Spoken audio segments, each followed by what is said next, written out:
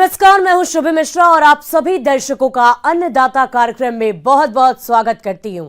देश के हर व्यक्ति के जीवन में किसानों का अहम योगदान है, क्योंकि किसान ही हमारे लिए अन्न को उपजाते हैं और देश के हर व्यक्ति को खाना प्रदान करते हैं और इसीलिए उन्हें अन्नदाता भी कहा जाता है। और ऐसे ही किसानों को खेती बाड़ी की नई तकनीकी जानकारी देने की कोशिश हम करते हैं। तो चलिए कार्यक्रम की शुरुआत करने से पहले देखते हैं क्या है आज के अन्नदाता में खास। एक किसान ने की तरबूज के साथ करेला और तुरई की अंतर्वर्ती खेती। पशुओं में गर्भित न होने की समस्या और इसका समाधान।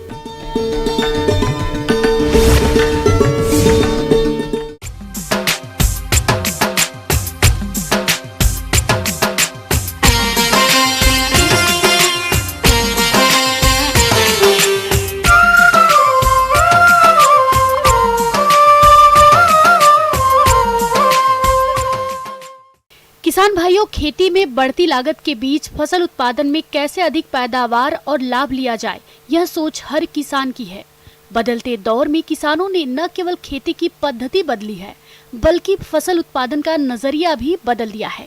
ग्राम गुलावा, जिला सागर के प्रगतिशील किसान उमेश पटेल से, जिन्होंने तरबूज के साथ करेला और तुरई की अंतर्वर्तीय खेती की है, तो चलिए सुने उनके अनुभवों को।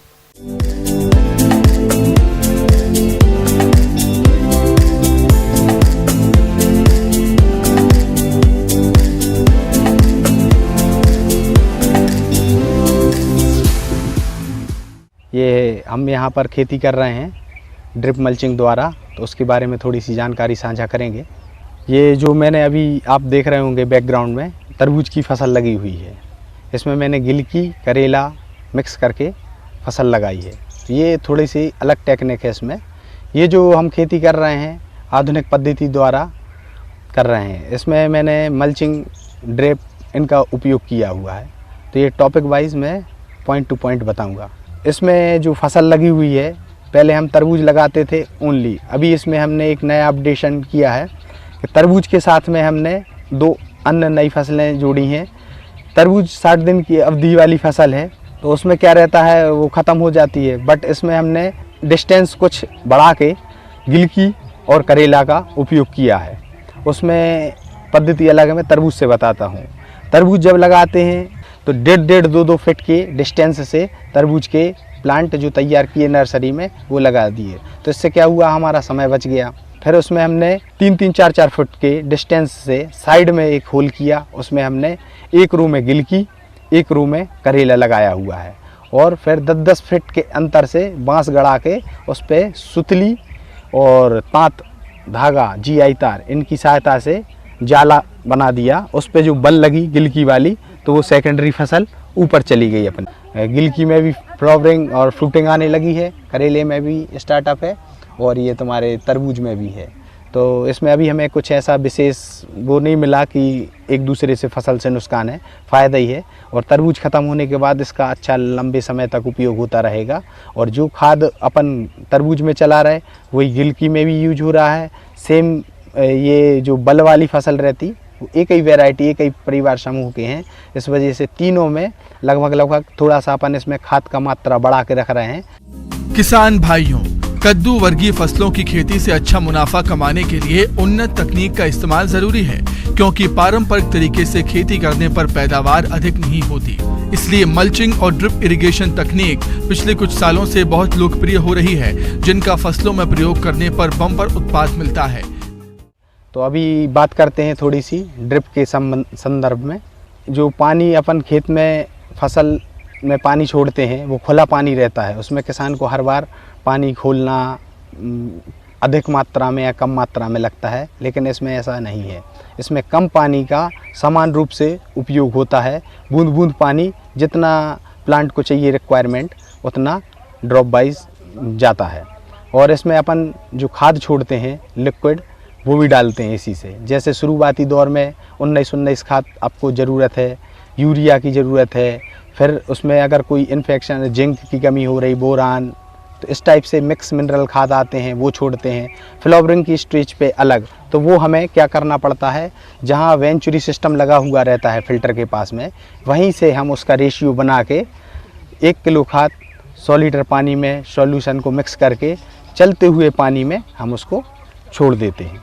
तो ये हमारा 2 काम निपट जाते हैं, खाद भी चला जाता है और पानी, और पर डे पानी चलाना एक टाइमिंग के रेशियो में कम, आधे घंटे पानी पर डे चला देते हैं। उसमें क्या रहता है, नियमित सिंचाई में ज़्यादा पानी लगता है, ज़्यादा मैन पावर बिजली, जबकि में इसमें अपनी ये बचत हो जाती है। ये चमकीली सतह जो दिख रही है ये पॉलीथिन है, इसको मल्चिंग बोलते हैं।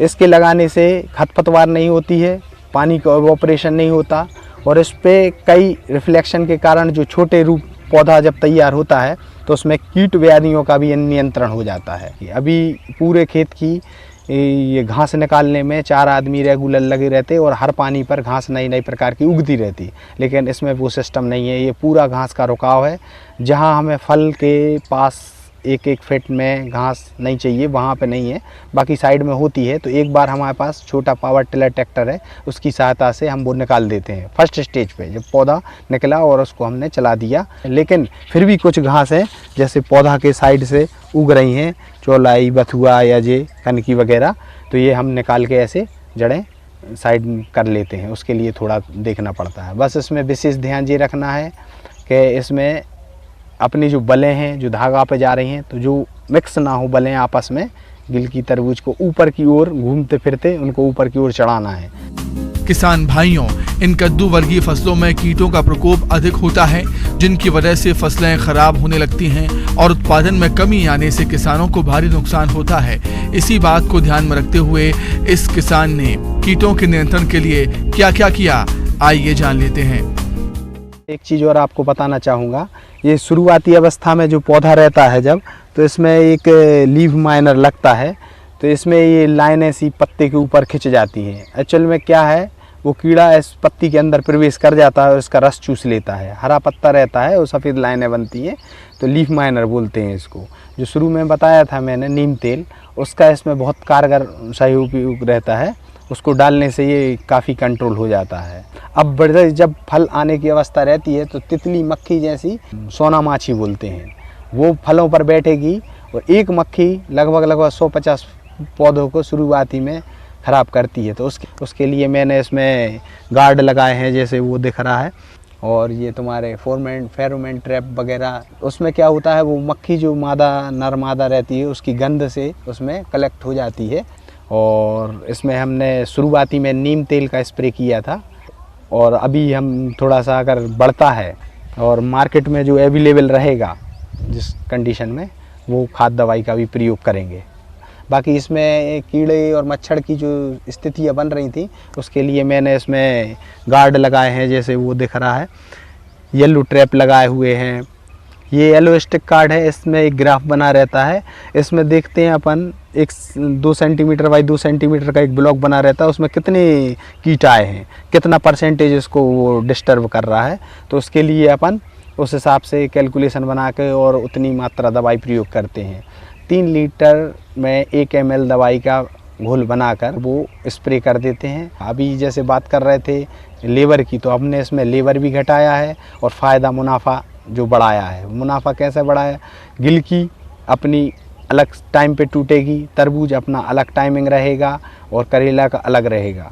और रेट वाइज भी देखा जाए तो गिलकी मान लो 10-20 रुपए किलो तक जाती है, लेकिन करेला आप देखेंगे लोकल का कम उपलब्ध रहता है, तो 30-40 रुपए किलो रहता है शुरुआती दौर में। तरबूज में 8-10 रुपए किलो का रेट मिलता है। अप्रैल लास्ट तक ये स्टार्ट होगा तो मई तक ये ख़त्म हो जाएगा। तो इस बॉलों को हम कटिंग करके सुखा देंगे, फिर अपना करेला और ये गिलकी बना रहेगा।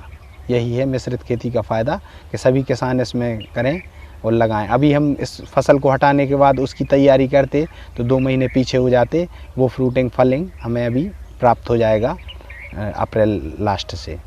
किसान भाइयों, अब लेते हैं एक छोटा सा ब्रेक।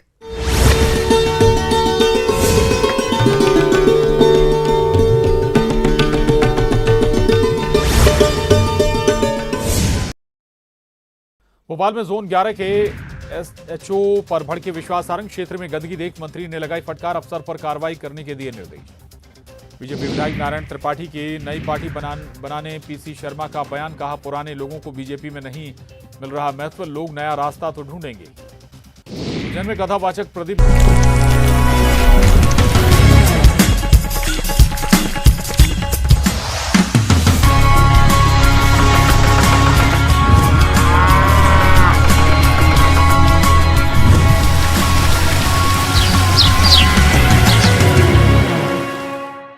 ब्रेक के बाद आप सभी दर्शकों का अन्नदाता में गाय और भैंसों का पालन करने वाले किसानों को पशुओं से दूध का अच्छा उत्पादन मिलता रहे, इसके लिए जरूरी है कि पशु एक सही अंतराल पर व्यायाम करता रहे।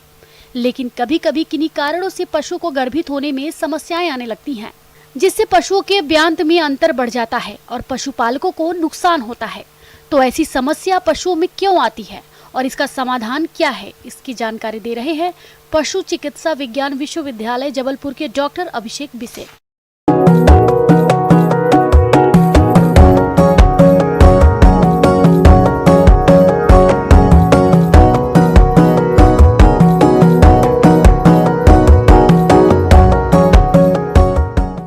मुख्यतः जो बांझपन है पशुओं में, यह हमारे ग्रामीण अंचल में बहुत ज्यादा पाया जाता है।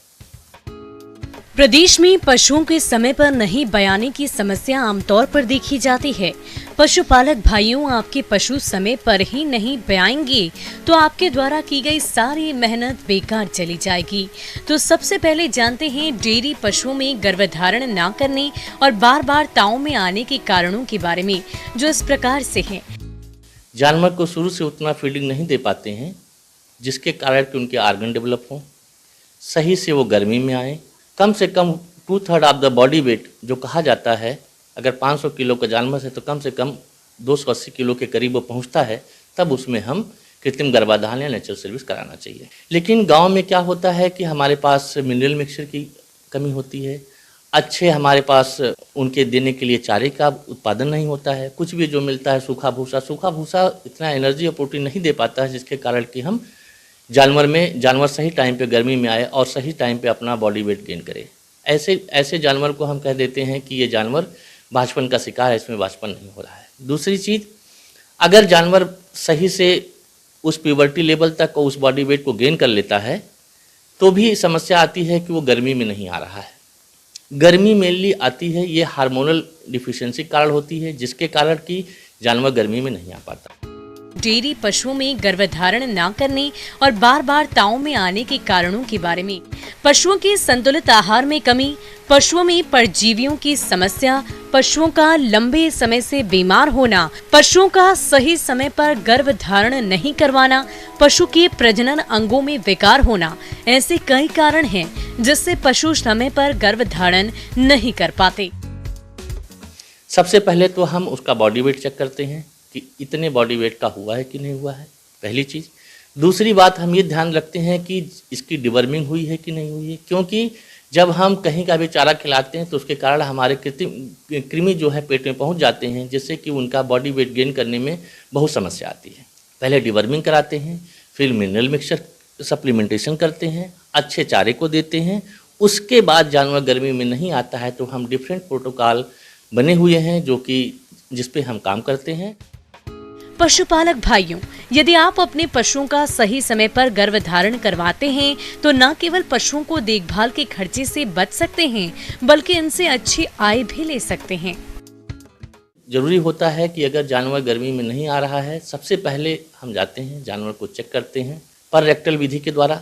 उसमें हम पहले डंग को बाहर निकालते हैं। शुरुआती तौर पे जब हम जाते हैं तो उसमें उसके आर्गन का मसाज करें। मसाज से काफ़ी हद तक, अगर काफ़ी संख्या में जानवर बांझपन के शिकार हो रहे थे, मसाज से काफ़ी जानवर गर्मी में आ जाते हैं। जब गर्मी में आ जाता है तो हम डॉक्टर की सहायता से या गौ सेवक जाके जो याई करने वाले गौ सेवक हैं उनकी सहायता से हम उसमें कृत्रिम गर्भाधान या कोई बुल अगर वहाँ पे है तो उससे हम नेचुरल सर्विस करा के उस जानवर को गर्भधारण कराते हैं। उसके बाद जानवर गर्मी में नहीं आता है तो हम डिफरेंट प्रोटोकॉल बने हुए हैं जो कि जिस पे हम काम करते हैं और उससे उस इंजेक्शन को लगा के उस हार्मोन का यूज़ करके हम जानवर को गर्मी में लाते हैं। के लिए सबसे पहले तो हमें ये जान लेना चाहिए कि जो डॉक्टर आता है उसको ये पता होना चाहिए, जो हम पर रेक्टल के द्वारा पशु से ये चेक करते हैं कि इसमें सीएल है कि नहीं है, ओवरी कैसी है, ओवरी की कंडीशन क्या है, सर्विक्स कैसी है, सर्विक्स डेवलप है कि नहीं है, उसके जो आर्गन हैं वो डेवलप हैं कि नहीं है। अगर सब कुछ सही है तब हम देखते हैं कि जो पशु की ओवरी है जिससे हार्मोन स्रावित होता है और पशु गर्मी में आता है उसको चेक करते हैं। उसके बाद हम बताते हैं कि जानवर गर्मी में क्यों नहीं आ रहा है, इसमें क्या ट्रीटमेंट देना उचित होगा। अगर ऐसा लगता है कि इसमें सीएल है, फॉलिकल है, अगर सीएल होती है तो हम प्रोस्टाग्लैंडिन इंजेक्शन का यूज़ करते हैं। सीएल है या फॉलिकल है तो उसमें हम क्या करते हैं कि PGF2 अल्फा के 2 इंजेक्शन यूज़ करते हैं 11 दिन के अंतराल पे। पहला इंजेक्शन जब यूज़ करते हैं तो वो 3 से 5 दिन के अंदर हीट पे आ जाता है। अगर उसमें फॉलिकल है तो नेक्स्ट इंजेक्शन जब 11वें दिन लगाते हैं तो जो साइकिल चलती है, सीएल जो फॉलिकल जो है सीएल में कन्वर्ट हो जाती है, उस समय हम प्रोस्टाग्लैंडिन का इंजेक्शन देते हैं और जानवर गर्मी में आता है जिससे कि हम एआई करा सकते हैं। और ऐसे कई से प्रोटोकॉल हैं जो अंडर रिसर्च हैं और कहीं कहीं जो कान में है उसमें ईयर इम्प्लांट लगाते हैं जिससे स्लो प्रोजेस्टेरॉन रिलीज होता है और उससे जो प्रोजेस्टेरॉन है कंडीशन मेंटेन रहती है हार्मोन की। बाद में जैसे हम रिमूव करते हैं सीएल की ऑटोलाइसिस होती है और एनिमल हीट पे आ जाता है। हीट में आने के बाद उसमें हम एआई करा के हम पशु को गर्भधारण करा सकते हैं। इससे हम बांझपन से मुक्ति पा सकते हैं। आगे और भी है खेती बाड़ी से जुड़ी हुई बहुत सी रोचक जानकारियां। यहां रुकेंगे एक और छोटे से ब्रेक के लिए।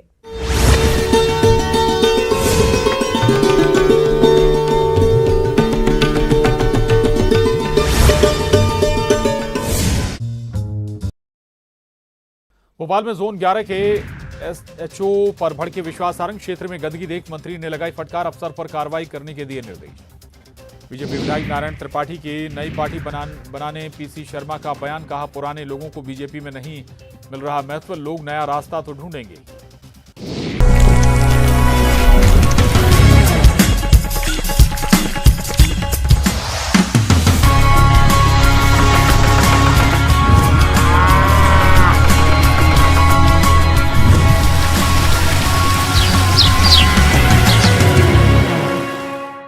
ब्रेक के बाद एक बार फिर से आप सभी दर्शकों का अन्नदाता कार्यक्रम में स्वागत है।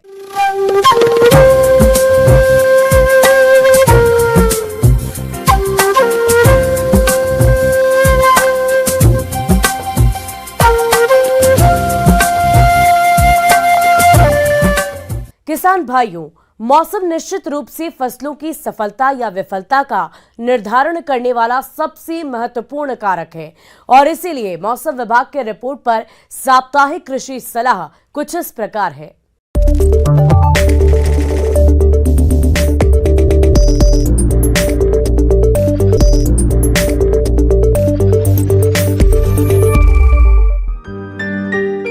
ग्रामीण कृषि मौसम सेवा, भारत मौसम विज्ञान विभाग, राजमाता विजयाराजे सिंधिया कृषि विश्वविद्यालय ग्वालियर द्वारा भेजे गए मौसम पूर्वानुमान रिपोर्ट के आधार पर जिला नीमच और इससे लगे जिलों के किसान भाइयों को सलाह दी जाती है कि इन क्षेत्रों में अधिकतम तापमान 35 से 39 डिग्री सेल्सियस के बीच रहने और न्यूनतम तापमान 22 से 24 डिग्री सेल्सियस के बीच रहने की संभावना है। साथ ही हवा की गति 9 से 14 किलोमीटर प्रति घंटे की रफ्तार से रहेगी।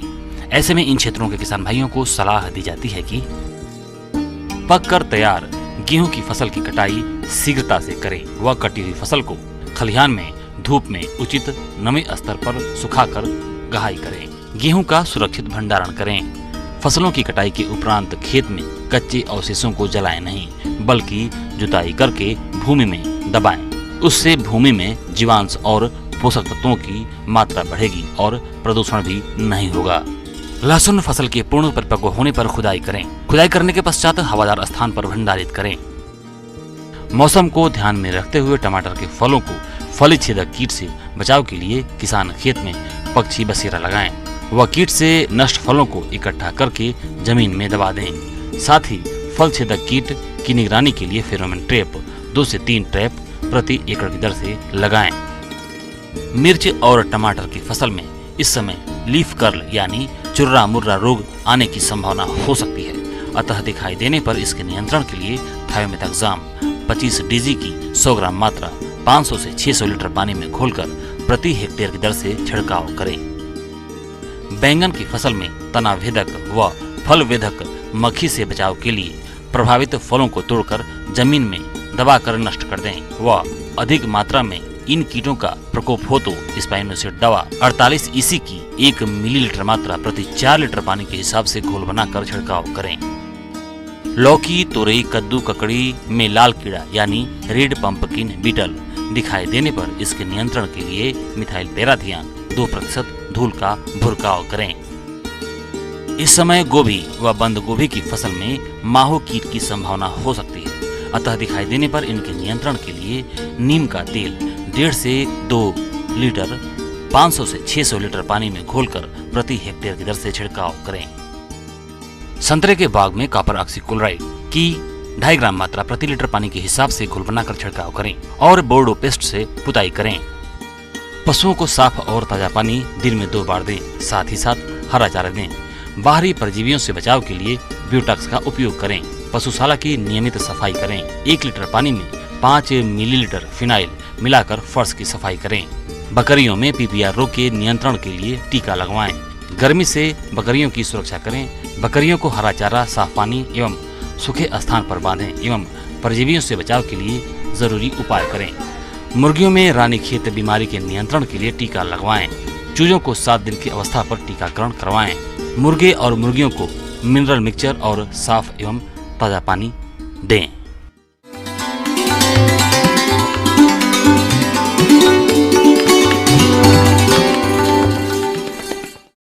अब समय हो गया है प्रदेश के किसानों द्वारा अन्नदाता निःशुल्क फोन के माध्यम से पूछे गए समस्याओं के समाधान का। अन्नदाता निःशुल्क फोन संपर्क सेवा के माध्यम से पूछे गए प्रश्नों में से आज हमने जिस प्रश्न को कार्यक्रम में शामिल किया है उससे पूछा है ग्राम बिमौला, जिला भिंड के कृषक उदित पटवा ने।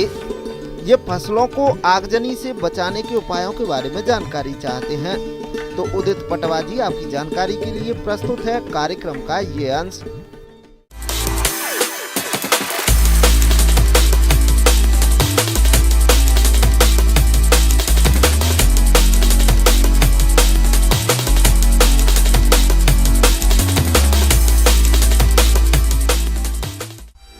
आगजनी से फसलें हो जाती हैं पूरी तरह से नष्ट। आगजनी से किसानों के मंसूबों पर फिर जाता है पानी। आगजनी से किसानों को होता है भारी नुकसान। आगजनी से किसान हो जाते हैं बर्बाद। किसान भाइयों, इस समय आगजनी की समस्या आमतौर पर देखी जाती है। बढ़ते तापमान के साथ साथ आगजनी की घटनाएं भी बढ़ने लगती हैं। कई बार ऐसी दुर्घटनाएं प्राकृतिक होती हैं तो कई बार इंसानी चूक की वजह से। छोटी सी लापरवाही या भूल किसानों के लिए भारी जानमाल का खतरा बन सकती है। इस गर्मी के मौसम में जरा सी चिंगारी फसलों को जला सकती है। वहीं खेत के ऊपर से गुजरने वाले बिजली के तार, ट्रांसफार्मर्स में स्पार्किंग भी कई बार फसलों में आग का कारण बनते हैं। कई बार बीड़ी या सिगरेट की चिंगारी या चूल्हे की आग से भी फसलों में आग लग जाती है, जिससे किसानों की कई महीनों की मेहनत पर पानी फिर जाता है। ऐसे में किसान करें तो क्या करें? किस प्रकार से पाएं इस आगजनी से छुटकारा? जी हाँ किसान भाइयों, यदि आप कुछ सावधानियों का ध्यान करते हैं तो इस तरह की समस्या से बच सकते हैं। तो इसके लिए जब भी आप खेत खलिहान या कटी हुई फसल के ढेर लगाएं तो बिजली की तारों और ट्रांसफार्मर से दूर फसल को इकट्ठा करें। किसी भी खेत के पास विद्युत पोल, तारों और ट्रांसफार्मर्स में शॉर्ट सर्किट नजर आए तो इसकी शिकायत तत्काल विद्युत विभाग को दें। खेत में खरपतवार तब तक न जलाएं जब तक आसपास सूखी फसल खड़ी हो। खलिहान के आसपास जली हुई बीड़ी सिगरेट न फेंकें। ट्रैक्टर या थ्रेसिंग से निकलने वाली चिंगारी से खलिहान को बचाएं। शादी समारोह या किसी त्योहार पर खलिहान के आसपास कोई आतिशबाजी न करें। खलिहान के आसपास पानी की व्यवस्था रखें ताकि यदि कोई ऐसी आगजनी की घटना हो भी जाए तो समय पर आग पर काबू पाया जा सके। फसल या खलिहान में आग लगने पर पानी डालें। यदि पानी की व्यवस्था नहीं है तो मिट्टी डालें। इससे यदि आग पर काबू नहीं पाया जा रहा है तो खेत के चारों तरफ ट्रैक्टर से जुताई करें, जिससे फसल में आग फैलने से रोकी जा सके। इसके साथ ही यदि आग बुझ नहीं पा रही है तो फायर ब्रिगेड को फोन कर बुलाएं। किसान भाइयों, यदि आप सभी बातों का ध्यान रखेंगे तो आगजनी से होने वाले नुकसान से अपनी फसल को खराब होने से बचा सकेंगे।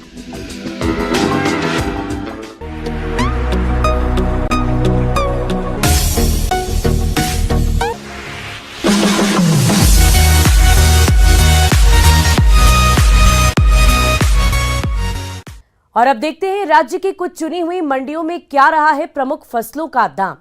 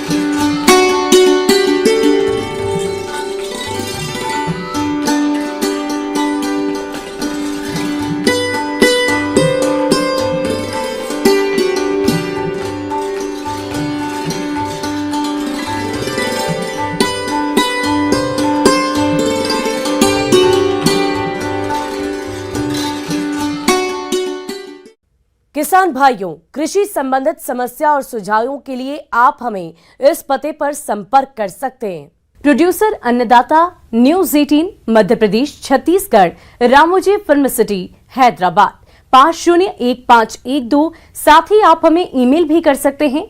हमारा ईमेल है p18annadatamp@nw18.com।